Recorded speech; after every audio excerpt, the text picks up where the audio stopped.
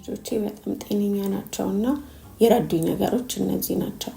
በዋናነትና አንደኛው ጡት ማጥባት ልጆቼ 1 አመት ከ6 ወር እስከሚሆናቸው ድረስ ምንም አይነት ሌላ ወተት አይጠጡም።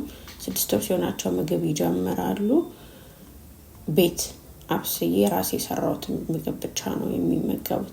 ከዛ በቀን አንዴ አትሊስት ወጥተው እንዲጫወቱ ሞክራለሁ። በጭቃም ባፈርም እንዲጫወቱ አየሩ ምንም አይነት ቢሆን በአግባቡ ለብሰው እንዲጫወቱ አደርጋለሁ። ምክንያቱም ሰውነታቸው በሽታ የመከላከል አቅም እንዲጨምር ጠንካራ እንዲሆኑ በጣም ይረዳቸዋል ብዬ የማምነው ነገር ነው። በዛ ላይ ብዙ ጊዜ ውጭ ወጥተው ስለሚጫወቱ ደግሞ ስክሪን አያዩም። በሳምንት አንዴ ብቻ እንፈቅድላቸዋለን ቲቪ እንዲያዩ። ሲታጠቡና የሚቀቧቸው ነገሮች በጣም ውስን የሆኑና መርዛማ ነገር የሌለባቸው ተፈጥሯዊ ነገሮች ናቸው። ይሄን ይመስላል።